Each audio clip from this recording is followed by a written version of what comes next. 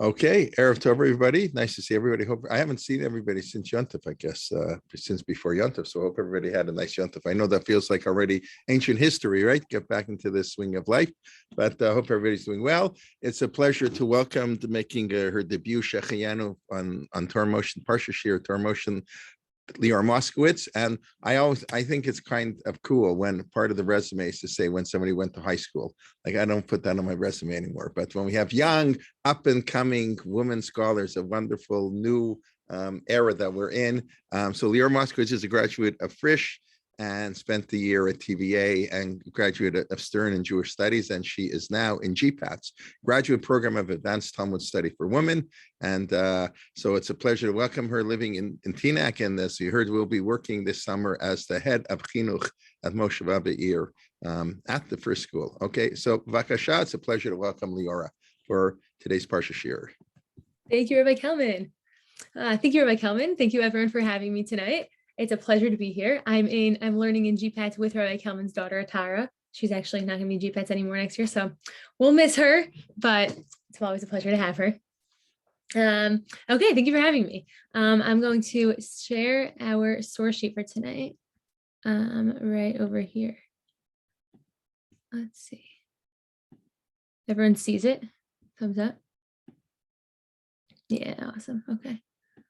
Well, whoops. Okay. You want to make it a little bigger, so yeah. Oh, that's a little too big. How's that? I think that's okay. Bigger? Smaller? It's fine for me, but let's see what everybody else says. I think it's fine. Sure. If anyone has any objections, you can put it in the chat. Here. Oh, I'm so sorry. Let's get my screen good here. Okay, awesome. Okay, thank you everyone for joining tonight. I'm very excited to learn together with everybody. Our topic for tonight is going to be the topic of Nazir. I'll give you a little tidbit about that I heard in a Parshat Shavua from Rabbi Aryeh Leibowitz, Mori Varabi, just to open up our topic of Nazir, and then we'll really get into it. There's some questions that rabbis don't ever expect to be asked a shaila about, and Nazir might be one of them, right? Because does Nazir really come up in everyday life? We don't really have Naziris nowadays. We'll discuss later about why we don't have that. And someone once asked Rabbi Leibowitz, they said, I have a pressing shaila for you. I'm having a Nazir over at my Pesach Seder. And you could rattle through your head, what issues might you think come up if a Nazir is coming to your Pesach Seder? There are lots of issues. The person says, what should I do about charoset? Usually put wine in charoset. I'm not sure what to do because I have a Nazir coming. Really, what a strange question. Charoset is your biggest problem at the Seder? You have Daled Koso, you have a lot of wine going on Seder. Interesting question about charoset.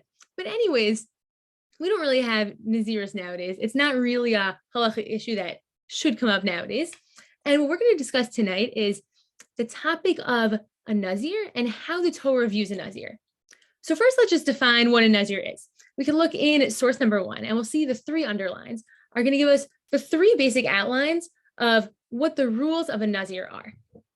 So number 1, a Nazir, as most know, is not allowed to drink wine or any kind of products that are with grapes, right? So if you see over here in Pasuk Gimel, the Pasuk says, Miyayin v'sheichar yazir chometz yayin v'chometz sheichar lo yishteh. A Nazir is not allowed to drink wine or any kind of alcoholic beverages.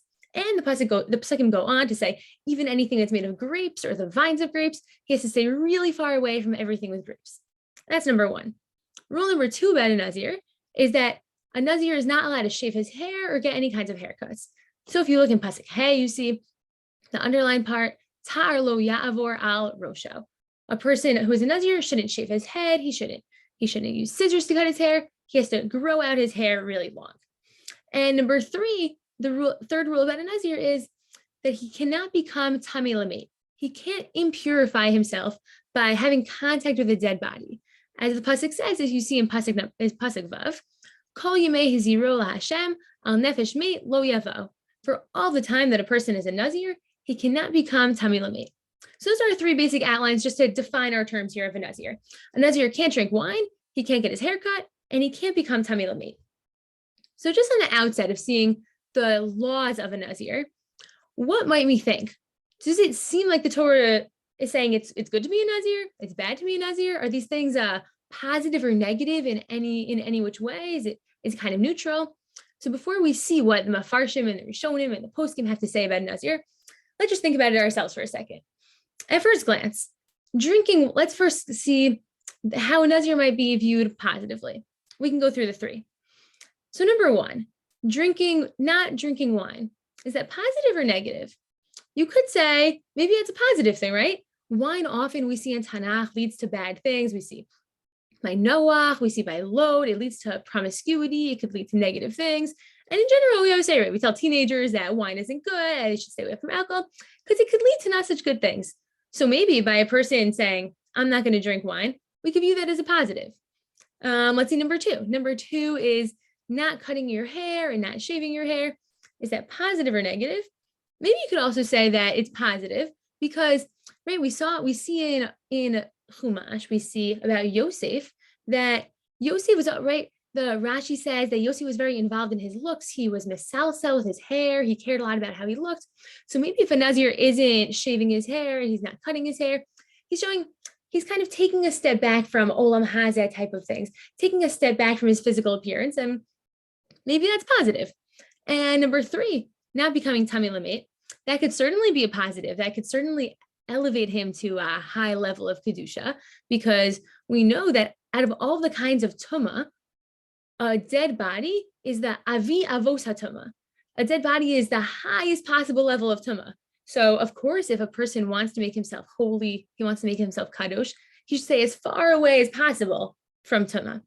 So maybe according to those things, we could see at first glance, maybe a Nazir is positive, right? He wants to abstain from wine because he doesn't want to get into any bad behaviors. He doesn't care so much about his looks, and he wants to stay far, far away from Tumah. On first glance, on the other side, maybe we could see that these things may be a little bit negative, right? So let's start with number one. We're going to see this a lot later in the Gemara, the Rishonim, and the Poskim. Is it good or bad to separate from wine? You could say, actually, it's not so good to separate from wine, right? Even within Judaism, we see that we often take wine and we elevate it. We make it positive, right? We have wine as a kos shel bracha, let's say on Berchas Hamazon, at a bris, at a wedding. We have wine all the time. I was actually just for Shavuos this past week, I was just in Charleston and I was running some kids program in Charleston, and we made this little cute headband game, where the kid puts a headband on and they have to guess what they are. And so we made it all different kinds of Torah themes. And so we put all different kinds of mitzvot and events and holidays on it. And I drew little pictures next to all of the words because I thought it'd be more fun. The kids would think it's interesting. And I found myself drawing a Kiddush cup on like every single one of them. I'm like, wow, our religion must love drinking wine. Everything. I'm doing a bris, I'm doing arba kosot, I'm doing Kiddush on Shabbos, I'm doing Havdalah. Everything involves a kos shel bracha. So maybe actually it's a positive thing to have wine. And if a Nazir is removing himself from having wine, maybe that's not so good. Let's see number two. That was one about wine. Number two about shaving and not cutting his hair. Is that good or bad to not cut one's hair? I don't know. On the one hand, it shows that you don't care about physical appearance, which might be good, but it might be bad to not care at all about what you look like and to look disheveled without cutting your hair. I have an uncle who, I wouldn't say this about him. He used to say it about himself. He used to say, I am like a Nazir. He was a mountain climber. He climbed Mount Everest. He didn't get married and have kids for a while. It's like a freer spirit. And he had long hair. And so he's like, oh, like a Nazir. Now, was that the most positive thing? Unclear, maybe not. Also, if you think about it, what's another time that we see that people don't cut their hair, don't shave? This came up really recently, right? In the time period of Sfiras HaOmer, we also do it during the 3 weeks because it's a sign of Avelu, right? It shows our mourning if we don't cut our hair. So maybe not cutting your hair is actually a negative thing. And number three is not becoming tamei, right? So we would think that that's good. That one seems for sure like a dead body. That is avi avos hatumah. If we want to be kadosh, we want to be holy, we should stay far away from that. But actually, if you look at the pasuk right after the pasuk where it says not to come into contact with a dead body, everyone could look in source number 1 in pasuk Zion. It says that even for a close family member, a Nazir doesn't become tamei. Even for his father, his mother, his siblings, even for those, even a Kohen who usually can't become tamei, he becomes tamei for his father, his mother, any of those close relatives. But a Nazir doesn't. He stays far away. So maybe we could say that's a little bit extreme, right? On the one hand, it's good to be a person of Kedusha and to be on a high elevated level, but to not even become tummy for your close relatives, maybe that's not really a good thing. So that's just at first glance. That's a little bit of what might we think in the beginning when we just look straight at the psukim about a Nazir. But what we're going to do tonight is we're going to look closer at these psukim about Nazir, and we're going to see a total contradiction in the psukim. On the one hand, the psukim are going to say that a Nazir is holy and it's good, and people should strive to be a Nazir. On the other hand, the psukim we're going to see is going to say that it's bad to be a Navi. It might even be a Nazir. It might even be a sin to be a Nazir, and it's not good.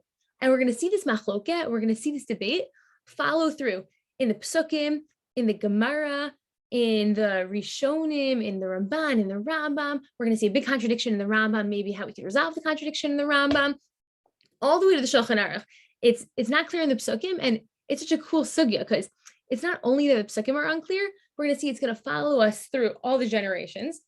And then maybe from this halachic topic of Nazir, about whether it's good or not, whether it's praiseworthy or frowned upon to be a Nazir, we can extrapolate from that some hashkafic points about what kind of lives we live.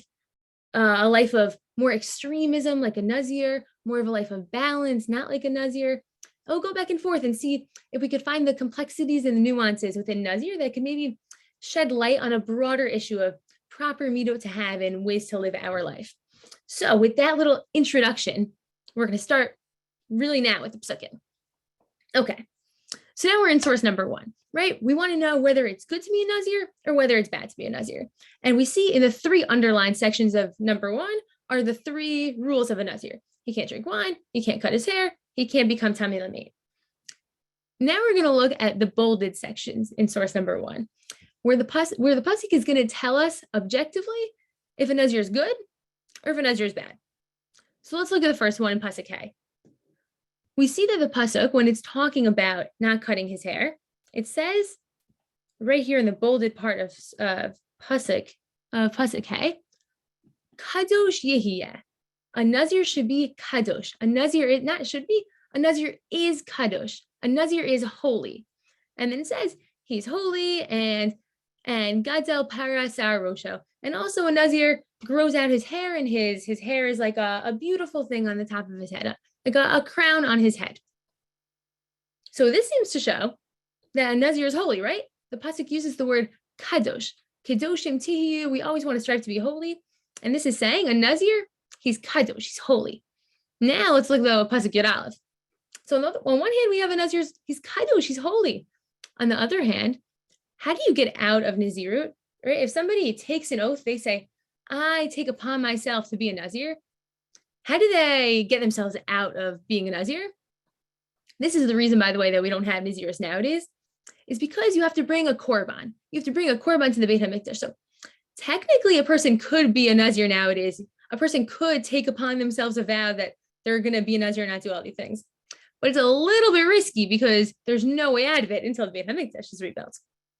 So if we look at the psukim where it talks about the specific type of korban that a Nazir is supposed to bring, if you look in pasuk Yud Aleph, it says, "Ve'asa hakohen echad lechatat."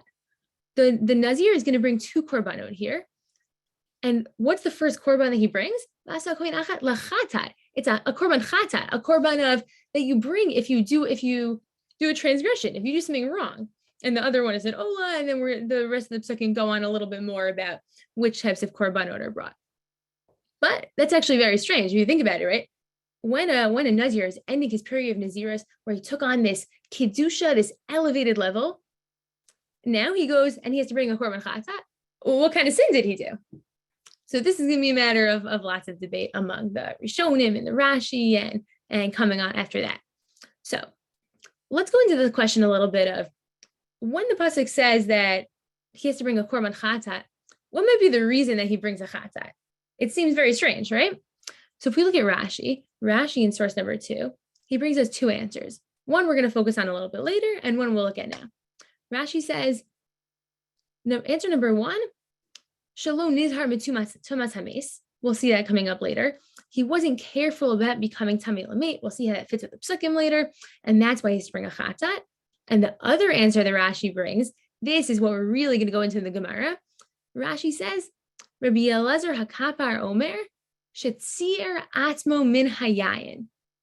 The reason that a Nazir has to bring a korban chatat, he did something wrong, is that by becoming a Nazir, he inherently did something wrong. Becoming a Nazir itself is a transgression. Why? Because he was tzir atzmo min hayayin. Because he pains himself by separating from wine. By abstaining from wine, he actually transgressed an avera. And because he transgressed an avera, he therefore has to bring a korban chatat. So it's very strange. If we take a step back and say, what did we just see in the psukim? On the one hand, the psukim say a Nazir is a kadosh, he's a holy, he's an elevated person, right? And Pasuk K said kadosh yehiyeh, he's a holy person. On the other hand, when he ends his prayer of Nazirus, he has to bring a korban chatat. You only bring a korban chatat if you did something wrong. He's not showing his thanks to Hashem, saying a Nazir did something wrong. And Rashi's quoting, he's saying the actual act of becoming a Nazir, of separating himself, of abstaining, that in and of itself is a transgression. So it's very strange, right? And sometimes we will approach something in Torah and we'll say, the pasuk is ambiguous about what what it thinks about this person. It's not really so clear. But I think that here it's not that the psukim aren't clear. It's that the psukim are contradictory, right? It's one hand he's a kadosh, other hand he's a chotek. So let's explore a little bit more about which one is it. Do we agree with the side of the psukim that say kadosh yehiyeh, or do we view Nazir as a sin? And I think the broader hashkafic topic that this is all hinging on is it good for us to be a little extreme sometimes, to be like a Nazir and to totally abstain, to totally separate ourselves from this world? Or is it better for us to be balanced people, to say we can handle wine in small doses, we don't have to totally take ourselves out of becoming tummy for our family members and of caring about our looks? So that's the broader hashkafic topic we're talking about. But more specifically, more right in this sugya, we're going to talk about, is it good or bad to be a Nazir? So with that background of the psukim, we're going to go into the Gemara in Tani, in source number 3. Now, if you've ever learned Masechet Tani before, right, what would you expect in learning Masechet Tani? Probably it's going to be a lot about fasties, right? That's what the name of it is, which in fact, it is a lot about fasties, but often people are surprised when they learn it because a ton of the beginning is all about rain, right? It makes sense because you fast if it doesn't rain for a certain amount of time. And there's dapim and dapim about different kinds of rain and different kinds of clouds and different kinds of effects it might have on the ground. But the Gemara that we're going to see in Tani actually does have to do with fasting. It's going to have to do with whether or not it's a good thing to fast, right? So we do it a lot in our calendar. We have a lot of fasties. Is it good? Is it bad to fast? And the fasties that we have, of course, we need to keep. But the question of the Gemara is, should a person be more righteous than that and take upon fast days on his own accord? Or should we just stick to what the Torah gives us and to what Chazal gives us in terms of fast days? So let's see the Gemara. And this is an awesome shir that you guys have every week here because it's a nice hour-long block. So it really gives us time to delve into the sources. So what I want to do as we go through the shirs, we're really going to learn through the Gemaras. We're going to learn through the Rashis and the Tosfosim. And with that, maybe we'll be able to together build up the sugya. So let's go right into the Gemara in source number 3. The beginning of the Gemara starts with the question of whether or not it's good to fast. And Shmuel gives the first answer. Shmuel's up first. He says, Amar Shmuel. I'm in the first line of source number 3. The Gemara in Tani, Daf Yod Aleph. Shmuel says, Kol Hayoshi Batani, one who sits and fasts on his own accord, he takes upon himself fasties, Nikra Chote, is called a sinner. Now, where do we recognize this word of chote from? Maybe from our psukim before, right? Of a Nazir bringing korban chatat. Anyone who sits and fasts is considered a sinner. And why does he hold this way? Savar ki haitana. He holds like the Tana who says, the Tanya, as it says in a Braita, Rabbi Elazar HaKapar b'Rebbe Omer. He's quoting Rabbi Elazar HaKapar, which is who? Who we just saw in Rashi in the first source, right? We're going to see that inside the source itself now, inside the Gemara. And Rabbi Elazar HaKapar says, Ma Talmud Lomar, the Chiper Alav Ma'asher Chata al Hanefesh. What did the pasuk say? What did it mean when it said that a person has to bring a chatat in order to get kapara for what the Nazir did? What sin did he do?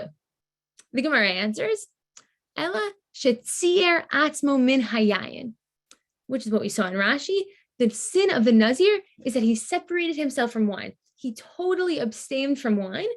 And Rabbi Elazar Kappa is saying, maybe it's not so good to abstain from wine. Maybe we shouldn't totally go cold turkey and say all wine is usher. And then he's going to extrapolate from Nazir to our broader topic here in Masechet Tanit of, is it a good idea to fast or not to fast? And he says, doesn't it seem like a kal v'chomer that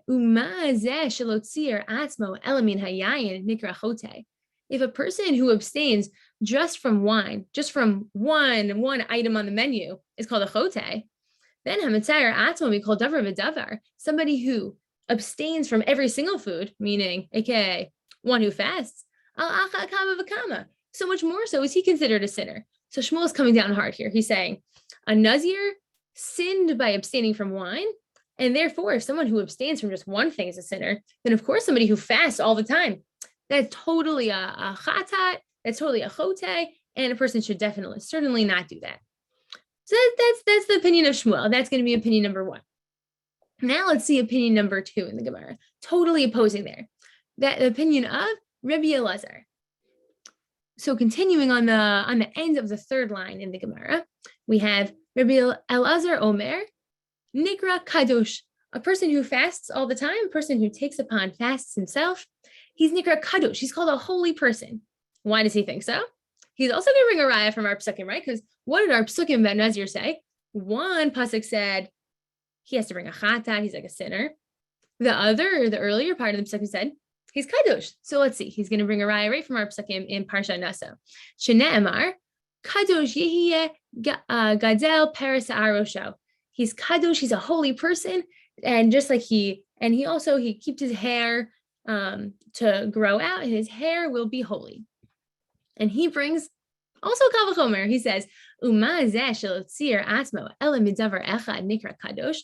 If a Nazir who abstains from just one thing, just from wine, is called holy, hamitzar atzmo mikol davar al achas kama v'kama, then of course somebody who abstains from all items on the menu, from all foods, he's going to be even more elevated, even more holy. So we have two sides here, right? We have Shmuel who's saying somebody who fasts all the time, we learn from Nazir, he's called a chote, he's a sinner. On the other side, we have Rabbi Elazar who says someone who fasts all the time, as we learn from a Nazir from the same source, is a kadosh. He's totally praiseworthy. So which one is it? Which one is a person who fasts good or bad? Which hinges on the question of, is a Nazir good or bad? Good question. Very unclear.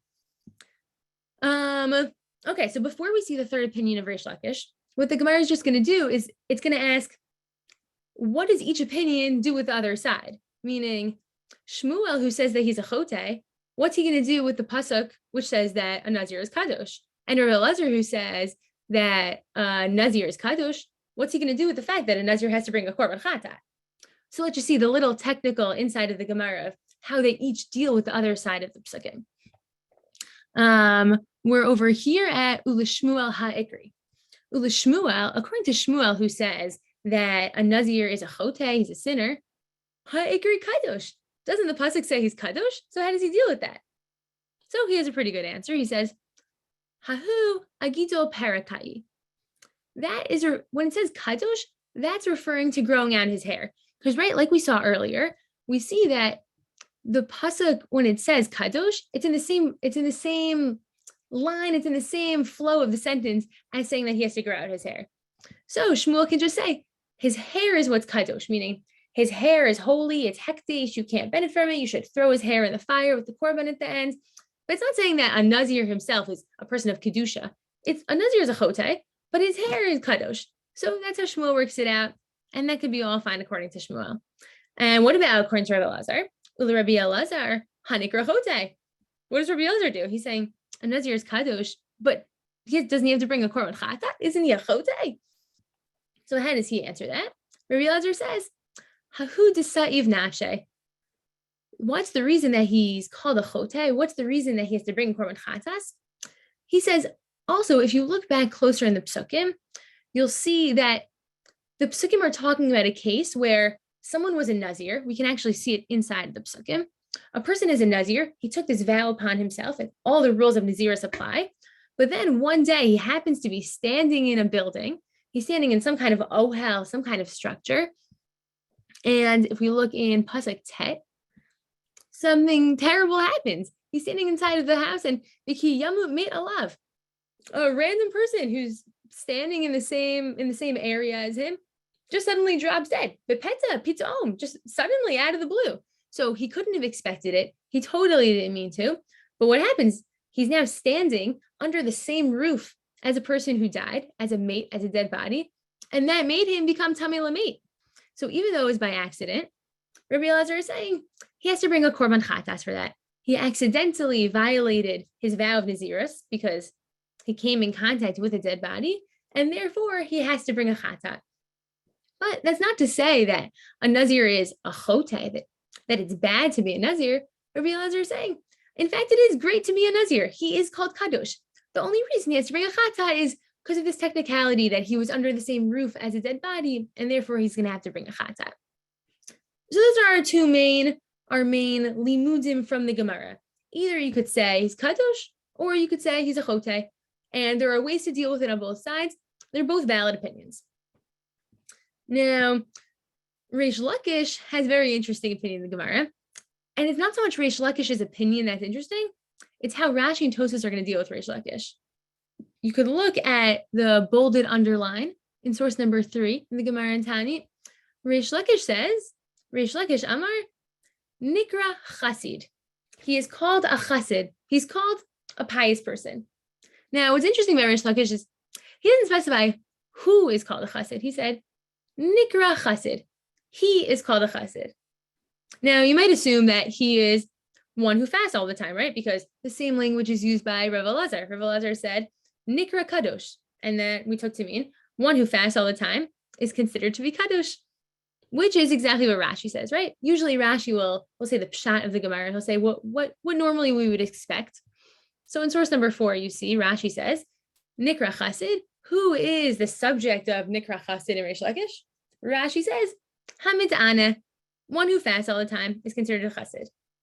So if you say like Rashi, then it seems like a Nazir is very praiseworthy. He's great. He's a person who fasts all the time is called a Chasid, and also a Nazir is called a Chasid. But if you look at number 5, Tosfos says the exact opposite, which is actually interesting. Right? Usually when you're on a Daf Gemara and you see a Tosfos, there could be 2 approaches to when you see a really short Tosfot. I give you the whole Tosfot here. I didn't cut anything out of it. So when you see a short Tosfot, I'm in GPATs, we do a lot of Tosfosim, and we'll look at the Daf Makor, so we'll say, oh, it's a short Tosfot. So first we get excited, like, oh, it's not going to take us so long. It's very short. And then you start the Tosfot and you realize, oh man, it's very long, but that's where it gets really hard, right? You see a little bit of Tosfot, but then you don't have anything to really work with to help you explain the Tosfot. But this Tosfot in source number 5 is not so. It's actually fine. He's very straightforward, this Tosfot. What does he say? The exact opposite of Rashi. Tosfot says, who is called a Chasid according to Reish Lakish? She'eino mit'ana nikra Chasid. Someone who does not fast is called a Chasid, meaning someone who eats a proper amount, someone who's a balanced person, that is called a Chasid. So we see not only in the Gemara, even in Rashi and Tosfot, is it good to fast? Is it good to be a Nazir? Is he nikra Chasid? Is he nikra chote? Very unclear. Rashi says someone who fasts is called a Chasid. Tosfos says someone who doesn't fast is called a Chasid. Totally opposite sides of the spectrum. Very unclear how still the Torah is viewing a Nazir. Good. So now we'll move on a little bit from the Psukim and the Gemara, and we're going to see some Rishonim. Rishonim's view on whether a Nazir is good or whether a Nazir is bad. So let's see the Ramban. The Ramban in source number 6. The Ramban is answering the question of when the Psukim say that a Nazir has to bring a korban chatat, what's the reason that a Nazir has to bring a korban chatat, right? What was his sin that is requiring him to bring a korban chatat? And the Ramban, we're going to see the Ramban and then just a little short halacha on the Shulchan Aruch, who are both going to view a Nazir very positively. They're going to say that a Nazir is very good. So let's see the Ramban. The Ramban says, the reason for a chatat, we can start in the bolding part, is in source number 6. The Alderach HaPshat, the Ramban says the Pshat interpretation is, Ki ha'ish hazeh chote b'nafsho, the Nazir is sinning. What's his sin? He says, B'melot ha'naziru, ki ata nazir miktushato v'avodat Hashem. When he was a Nazir, he was consecrated to this high level. The Nazir was on an elevated level of avodas Hashem. He was a very holy, elevated person. V'ra'oi hayalo sheyazir la'olam. Once a person, the Ramban says, took upon himself a vow of Nazirut, he should really be a Nazir forever. That's the state that he should stay in because he's elevated. He's in a high level of avodas Hashem. But if Yamod kol yamav Nazir v'kadosh, right? He should stay for his whole life being a Nazir and kadosh la'elokav. And we'll skip to the last bolded part now. He says, and now that a Nazir is ending his period of Naziris, v'hinehu tzarich kapara b'shuvo. Now he needs kapara in returning to the normal world. Li'itami b'taivos ha'olam. Because now he's getting involved again in the desires of the world and very worldly, mundane kind of things. And really, the Ramban saying a Nazir should stay a Nazir forever. A Nazir is the highest elevated state. And why does he have to bring a korban chatat when he ends his Naziris? Because now he's lowering himself. Now he's going back to being a totally normal person, regular run-of-the-mill kind of guy. And to go from such a high level to a lower level, that the Ramban says requires him to bring a korban chatat. And the Shulchan Aruch also passes this way that it's good to be a Nazir. The Shulchan Aruch in source number 7 says, Hayoshe v'tani, a person who sits and fasts all the time, Im yachol lisbol hatani, nikra kadosh. If a person is able to withstand the fasting, he's called a kadosh. In the second part, you'll see in the non-bolded part of source number 7, the Shulchan Aruch paskins, but if you're not really a healthy, able person, then of course you shouldn't fast. But I don't think that proves for us that the Shulchan Aruch is saying it's not good to fast. Because of course, if it's going to make you a chola, if it's going to make you a sick person, then of course you shouldn't fast. But the Shulchan Aruch is saying, if it's within your purview of abilities, if you are a strong, able-bodied person, then sometimes it's good to take upon ourselves fast days. Sometimes it's good to abstain from this world a little bit and to be called a kadosh, just like a Nazir. So we see here, from the Psukim to the Gemara to the Rishonim to the Psak of the Shulchan Aruch, it's really unclear to us how we view a Nazir. Is he a kadosh or is he a chote? And sometimes we could say, so who really cares if a Nazir is a kadosh, is a chote? Well, the Torah is not really so clear about it. But it's hard for us to be neutral on this topic. The Torah is not being neutral about the state of a Nazir, saying, Nazir is neither here nor there. It's kind of two extremes. We're saying either he's kadosh, and we always aim to be kadosh. We aim to be elevated kadosh people, or it's totally a sin to be a Nazir, which will bring upon an interesting question that we're going to deal with later of, if he has to bring a chatas, if it's a sin to become a Nazir, then why should somebody why would the Torah command someone to be a Nazir, right? Why is there a mitzvah if it really is an avera? This is similar to the question of like a melech, right? There's a big question of, should we appoint a Jewish king? Is it good to have a king? Is it not good to have a king? And the Torah gives us a mitzvah of appointing a king, but maybe it's not so good to appoint a king. We're not really sure. So similar here with the Nazir. If it might be a sin, it's kind of strange that the Torah is commanding it. So we're left with this big question of, what does the Torah view a Nazir as? How do we view a Nazir? So in order to better understand this, we're going to look at the Rambam. As we do often in GPATs, we can spend weeks. We don't usually do it because we try to move on, but sometimes we spend a few days just analyzing a Rambam, how exact the Rambam is in his Lashon, how the Rambam sometimes says one thing in one place and says different thing in another place. So what we're going to do right now to better understand our question about Nazir is we're going to look at the Rambam's view of it. And it's going to be very interesting because we're going to see that the Rambam in one place is going to say Nazir is praiseworthy and fantastic. And another place, the Rambam is going to say that the worst thing to do is become a Nazir. No one should ever become a Nazir. And maybe to help us resolve a little bit what really we think the Rambam means and what his approach really is, we're going to look at a little passage that's going to give us insight to the Rambam himself, to the Rambam's life and the way that the Rambam led his own life. And maybe that'll give us a little more insight into how the Rambam, in fact, views a Nazir. So let's look in source number 8 at the beginning of Shita HaRambam on number 2 to explore the seemingly contradictory view of the Rambam in the context of this seemingly contradictory psukim and Gemara and very unclear sugya about a Nazir and about how exactly we view a Nazir. Is it good to be a Nazir? Is not good to be a Nazir? And maybe before we go on to this Rambam, you just take a moment to think about, we see these approaches in the Gemara, we see these approaches in the psukim about maybe it's good to be a Nazir, maybe it's bad to be a Nazir. Think about which one of these resonates more with you. Do you think yourself as an individual, in your own midot, in your own persona, do you connect more to the idea that we should be balanced people? We shouldn't be a Nazir. We should, everything, my mom likes to always say, everything in moderation, right? She's a dietitian. So people will always ask me, do you eat super healthy in your house? Like only whole wheat food, only organic food? I say, no, we eat normal food, just balanced, everything in moderation. So do you say everything in moderation, it's not good to be a Nazir, it's better to live a balanced lifestyle? Or do you resonate a little more with, sometimes it's good to be extreme. Sometimes those, it's more comfortable to just go gung-ho, to go cold turkey. I think it's two approaches that people have in life. People who are more calibrated, more balanced, or people who like to take one extreme or the other extreme. So we're going to look a little bit at the Rambam, a great role model for us, and we're going to see which way did the Rambam view life? Which way did the Rambam ideally see what people should do? And Lamaisa, what did the Rambam himself do? So let's go into that in source number 8. We're going to start with the Rambam's view of a Nazir. So in the Hilchodea, which is where the Rambam discusses what kind of person you should be, what kind of midot we should have, the Rambam talks about certain qualities, certain character traits, certain midot which are good to have, and certain midot which aren't good to have.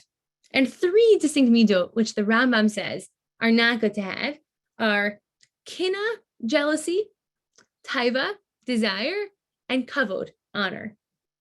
And he says there are different ways that a person can try to distance themselves from these averot, from these negative character traits. But he says there's a correct way and there's an incorrect way. And here in source number 8, he's going to say the incorrect way to distance yourself from these character traits. The Rambam says, we'll start right in the beginning in the bold part. Shema Yomar Adam, lest a person say, Hoil v'hakina v'hataiva v'hakavod, that the jealousy and seeking honor and desire are not good quality traits, right? Everyone agrees those aren't good character traits. Ukiyoti behem derech ra'a, these are bad things. Hen umotziin es ha'adamin ha'olam, and they take a person out of this world, they're not good. So you want to get rid of them. The Rambam says, how might some people react? Some people might go cold turkey. They might totally go the other way. They might say, if I want to not do any of those things, I should totally abstain from everything. He says, a person might say, Efrosh mehem biyoter, I should totally distance myself. Ve'etz rachik letzad ha'acharon, I should totally go to the other end. Achalo yochal basar v'lo yishteh yayin, I won't eat meat, I won't drink wine. V'lo yisa isha, they'll never get married. V'lo yeshe b'dira na'eh, I won't live in a nice apartment. V'lo yilbash malbashna, and I won't wear nice clothing, and the clothing will be el hasak v'atzemer hakasha, it'll be hard materials, it won't be good clothing. Kagon, kohane ovdi kochanim, like monks, like the people of other religion who totally abstain from everything in the physical world. A person might say that if they want to distance themselves from these bad character traits, they should totally distance themselves, and they shouldn't get married, they shouldn't sleep in a nice house, they shouldn't eat meat, they shouldn't drink wine. This reminds me of a great Gemara, actually, that I love, that's related to the Churban Beit HaMikdash, where there's a Gemara that talks about how after the Churban Beit HaMikdash, there's this group of people who said, you know what, because the Beit HaMikdash is in here and we can't bring korbanot anymore, I'm not going to eat meat ever again until the Beit HaMikdash gets rebuilt. But then other people challenged him and said, well, if you're not going to eat meat, then you also shouldn't have bread, right? Because we brought bread as korbanon in the Beit HaMikdash. They say, okay, you're right. True. We won't eat bread either. And then people come and say, well, if you're not going to eat meat or bread, you also shouldn't have wine and you shouldn't have pearot because fruits are brought as bikurim in the Beit HaMikdash. And they say, okay, fine, we won't have any of those things. And they say, and then you shouldn't even drink water because on Sukkot we put water on the Mizbeach in the Beit HaMikdash. And they say, oh, you're right. I guess it's a little too extreme of us. I guess even though we have the Churban Beit HaMikdash and we're so sad about it, I guess we'll eat all of those things just in balance and moderation. The Rambam saying you should not be like those people who said, we're totally going to separate ourselves from everything. We're totally not going to have meat. We're not going to drink wine. We're not going to have a nice apartment. He says that's not the proper way to get rid of these midot. And in fact, what's the lashon that he uses to describe a person like this? He says, "Hamahalich b'derech zo nikra chote." A person who acts in this manner is considered none other than a chote, a sinner. The same language that we learned by Nazir, and he actually learns it from Nazir. He says, "Sharehu omer b'Nazir," as it says by Nazir, "V'chiper alav ma'asher chata al hanefesh." That a Nazir has to get kapara, he has to bring a korban chatat because he did a sin, he did something wrong. So the Rambam here in Hilchot Deot is seeming to say that it's not good to be a Nazir. It's not good to separate ourselves totally from bad midot. Rather, it's much better to live a balanced lifestyle, to be a balanced personality. And later in this Rambam, he brings such nice lines that they really shed light on, I think, what he's trying to say. He says, later, just in the bolded part, not the underline anymore, he says, is a person going to say, you see in the third to last line, Lo dayach masha asra Torah, what the Torah asr is not enough for me. A person's going to start saying, I'm going to fast all the time. I'm not going to have wine. I'm not going to have meat. The Torah didn't tell us those things. Why are you adding on Isurim to the Torah? Right? It's like sometimes kids will be in yeshiva. They'll be in the Shana Aleph, Shana Bet. They'll get very excited about things. They'll say, oh, I'm going to stay up all night doing night theater until 11:30 every night. I'm going to be really machmir, eat the right huge shear of matzah and pesach and go over the top adding all these chumras. And the Rebbeim tell these kids, slow down. Let's first do the basics, show up on time to davening, have kavana, little everyday mitzvah that we need to do. The Rambam is saying, no need to add mitzvah to the Torah. There's 613 mitzvah. There are plenty of mitzvah for us to do. It's not necessary to start adding mitzvah to the Torah. And so when a person starts abstaining and saying, all these things are usher, that's not a good thing to do. We should stick to what the Torah gave us. And he quotes a great pasuk in the end of, where it says, Al tihi tzadik harbe, that Shlomo HaMelech said, a person shouldn't be overly righteous. Yep. My mom always says whenever we're cleaning up the table on Friday night, we're bringing all the dishes back to the dishwasher. And, you want to make the least trips possible because it's a long walk from the kitchen table to the island. So you start stacking plates and I start taking a lot of cups in one hand, trying to balance everything so that I could bring it all in one trip. And my mom's classic line always says, Tess, is don't be a hero, meaning don't take on more than you can carry, because it has happened once, maybe twice, a few times that I start taking a lot of glasses or a lot of cups, and inevitably a fork falls on the floor, a glass falls, things start falling, right? If you take on too much, you can't carry everything. And so the Rambam's saying, if we start adding on Isurim to the Torah, we start saying, I'm going to be a huge tzaddik. I can carry all the plates and all the forks and all the cups at once. We're going to start dropping things. We should just stick to what the Torah says. We should do it in a balanced way. We shouldn't be too extreme about it. And the Rambam seems to be very hard about this, right? He says, you're called a choteh, and he really fleshes this out for us. But then in source number 9, the Rambam says totally the opposite about a Nazir, right? Source number 8, Hilchot Deot, the Rambam is telling us how to live our life. We shouldn't be a Nazir. We shouldn't abstain from things. It's good. It's good to be balanced. It's good to be involved in this world. And then in source number 9, at the end of Rambam's Hilchot Nazir, right there, I opened up Hilchot Nazir to find what the Rambam, if the Rambam praises a Nazir or doesn't praise a Nazir. I opened up to Rambam Hilchot Naziris, Parak Aleph, Mishnah Halacha Aleph. And I was like, okay, here we go. It's going to be it. And instead, there were 10 prakim before of lots of Dina Naziris that we're not really familiar with nowadays because we don't really have Naziris nowadays. And so I said, instead of flipping through all these chapters, I'll be strategic. Let's look at the last halacha. Maybe that's where he says it. And in fact, that is where he says it. In the last halacha of Nazirus, the end Rambam's, mic drop moment at the end of Nazir. He says, here are all the dinim of Nazir. I'll leave you with one last thought about Nazir. He says in source number 9 at the bolded part, Aval hanoder la Hashem derech kedusha. If someone takes a neder to Hashem derech kedusha to be a Nazir in a holy manner, what do we say about the Nazir? You'd expect him to say, he's a choteh, he's a sinner. That's what Rambam just said in Chodeah. But he says rather, harei zeh na'eh u'meshubach. He's praiseworthy, he's wonderful, we should sing the praises of a person who becomes a Nazir. Va'al zeh ne'emar, and on this, the pasuk says, Nazir elokav al rosho, kadosh hu la Hashem, that he has a crown on his head, and he is kadosh to Hashem. Here the Rambam says, a Nazir is a kadosh person, he's totally holy. So it seems very contradictory, right? What is the Rambam saying? Is he saying that a person is a holy, or is he saying that a person is a choteh? We have two halachot of the Rambam Mishnah Torah, and he's saying seemingly totally different things. So now we're going to look at the letter of how did the Rambam himself actually live his life, right? The Rambam seems to be saying different things. So maybe if we look at how the Rambam himself lived his life, it can give us a little insight into what the Rambam really thought. And we're not going to read the whole letter inside, but the Rambam is writing a letter to one of his translators named Ibn Tibon. And the Rambam says that he explains to us what his day in Cairo looked like. And he says that he used to run around, he would go to the Sultan and he would tend to the Sultan, tend to all the Sultan's children. He would, right, because the Rambam was also a doctor, he would give him medicine, he would do all these things. And then he would run home, he would quickly eat a small, meager meal there. He says he was almost faint with hunger, right? We see over here in source number 10, I'm almost faint with hunger. He almost couldn't even stand. He tended to all of his patients, and then he would come back and people would try to ask him shailas and ask him questions and want to sit and learn with the Rambam. But the Rambam was so busy all the time, he wasn't even eating or drinking. He was falling over with fatigue, the Rambam.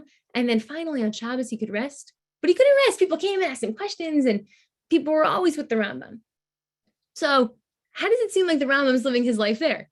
And they're really so clear. I think it's saying, if we look at this letter about the Rambam, he's kind of saying both ways. The Rambam is showing that on the one hand, he so much values being involved in this world, because we see he's not always being a rabbi.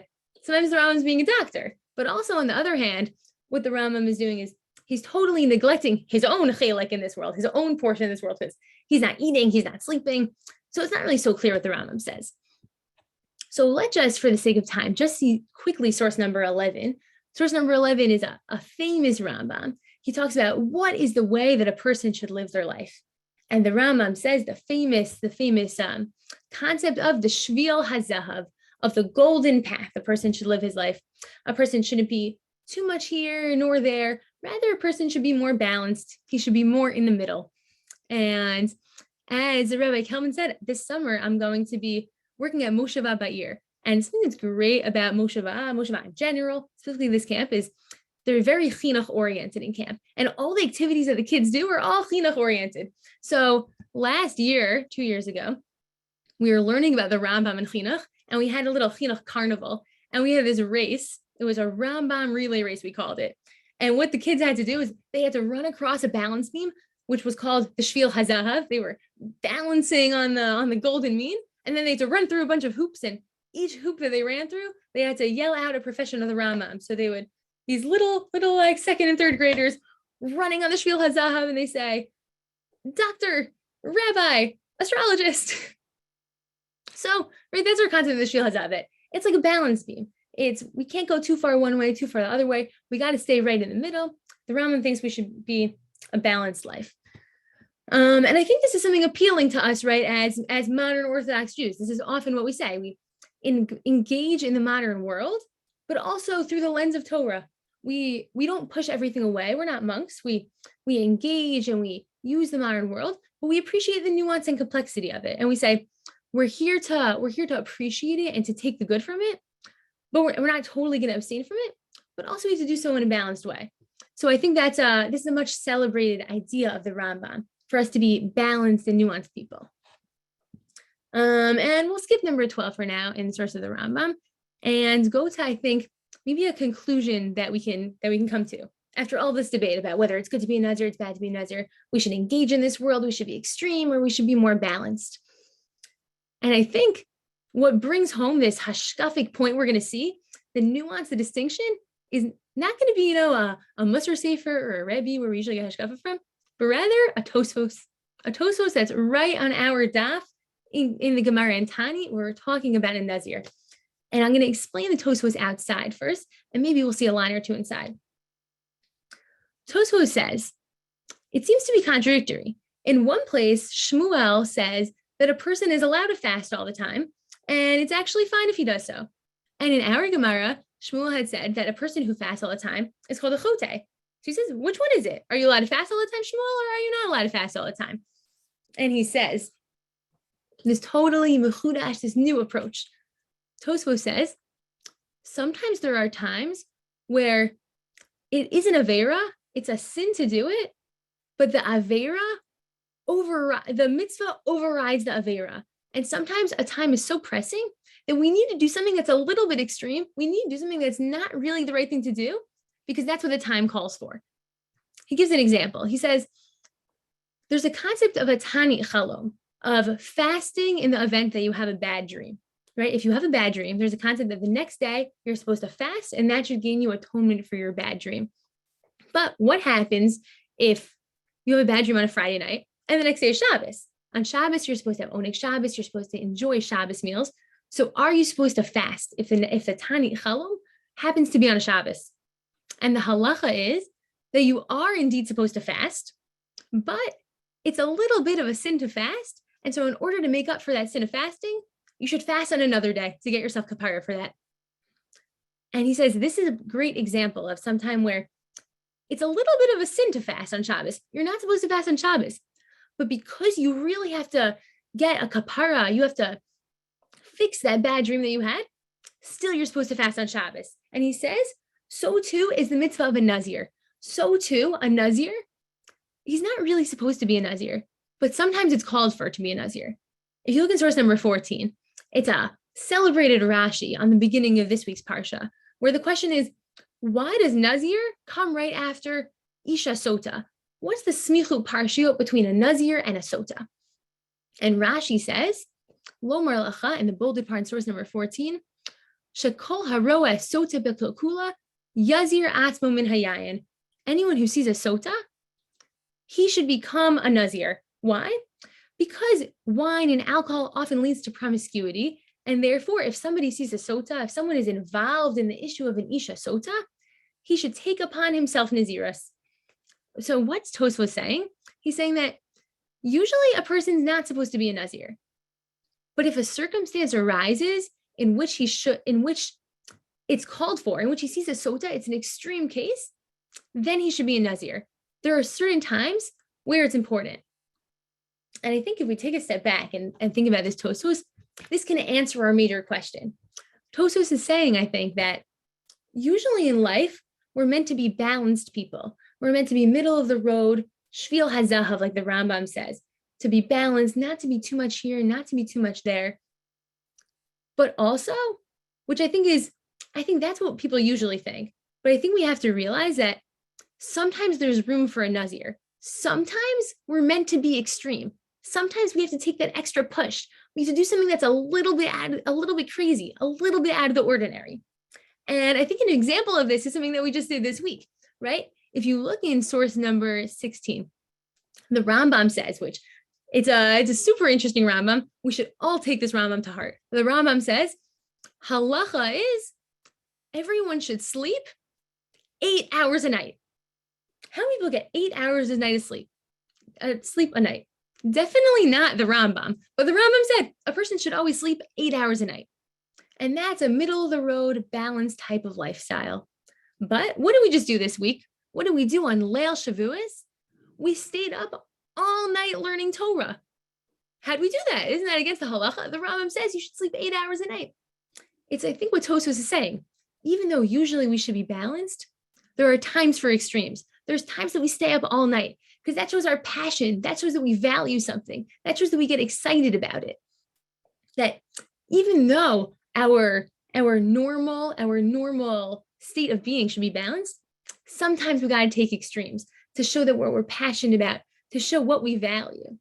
And right, this is what a person, this is what an addict or a person can go through. Let's say who takes on Naziris. Someone who's an addict, they sometimes need to say, I'm totally abstaining. I'm going totally cold turkey. And with that, they'll be able to balance themselves out again. And I think this is a big yesod that we can take from the idea of a Nazir, that as a modern Orthodox Jews, as Jews who engage in this world, we often feel like we're balancing that line of the Shvil Hazahav, right? We're trying to be balanced people. We're not too extreme in this, not too extreme in that. We say we're not like the Hasidim who don't engage in the world, but we're not the secular because we appreciate the Torah and the Torah's values. And it's good to be a balanced, middle of the road kind of person. But on the other hand, there are times when we should take on being a Nazir. We should take on being extreme because it shows what we value. It shows what we feel like is really important in life. And sometimes that's important also. And I'll just close with the last source is my favorite Netivot Shalom. My Shana Aleph in Israel, I was very into Netivot Shalom. And he has this beautiful line about Yaakov's dream. Yaakov has a dream of a ladder. And the ladder is described as a sulam, a ladder that is mutzav arza. It's rooted in the ground. Virosho magia shemaima. And the top of the ladder reaches towards the heavens. And then Netivot Shalom says, what's the symbolism of this ladder? What does it mean?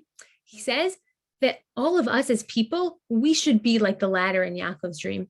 He says, we should be people who are mutzav arza. We are rooted in this world. We are rooted in Olam Hazeh. We realize, I'll make a Nazir who totally abstains. We realize that there is value to what this world has to offer. There's value in the physical pleasures in the amazing world that Hashem created for us. We are people who are mutzav arza. But yet, even though we're rooted in Olam Hazeh, we should always feel like Rosho Magia Shemaima. We should always feel like we're striving towards spiritual heights. We're striving towards the heavens. And he says that we're like a sulam. We're on a ladder. In life, we're not in one place all the way up high. We're not in one place low. We're always somewhere climbing on that ladder between people who are grounded in the earth, but with our heads in the heavens. And I think that this is a beautiful idea that has to do also that brings home our topic of Nazir. On the one hand, we should be like the Rambam Shvil Hazahav. We should be balanced people. We should be people who are firmly rooted. We should be mutzav arza. But also on the other hand, we should always feel like Rosh Magia Shemaima. We should know that there are moments where we should be a Nazir. Take that on. Stay up all night on Shavuos. Do something crazy to show that we're passionate about it, to show that we value it.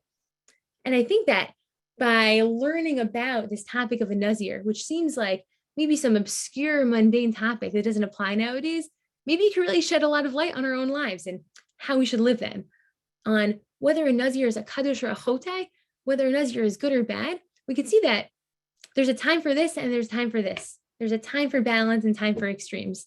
So my bracha to everyone going into Shabbos of Parshat Naso is that we should always be like the ladder in Yaakov's dream. We should always be people who are rooted in this world. We are mutzav arza like the Rambam, Shvil Hazahav, we're balanced, but yet always feel Rosh Magia Shemaima. Always feel like we're striving for heights, to know when those moments are that we should take on being a Nazir and we should run with it. And with that, I wish everyone much hatzlacha in this endeavor of balance and finding nuance in life. And everyone have a great Shabbos Parshat Naso. I am happy to stay on for questions if anyone has any questions or comments or things they would like to discuss. Thank you for having me. Thank you. Okay, I think you addressed the one question in the chat box. Anybody want to add anything, please feel free to do so. Right.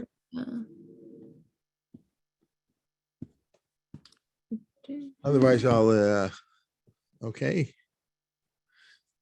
All right, I'll invite everybody tomorrow morning, of course, continuing my my class on the Siddur, ongoing class on the Siddur. Tomorrow we'll begin, we just started last week, Bar Shamar. We'll get into the meat and potatoes of Psukei Zimra. Sunday morning, Menachem Leibtag begins a new series on what went wrong with the generation in the desert. Now that we're reading Sefer Bamidbar. On Tuesday morning, Lori Novik, who's back after, I think, over a year's absence, will be starting a series on reading the Talmud Levinist reading of the Talmud. I'll get to the exact title in a moment.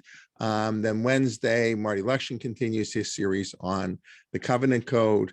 Thursday, of course, we had this morning, Dr. Lasker continuing series on Karaism, and Shuli Mishkin, their series on development of shuls in Israel.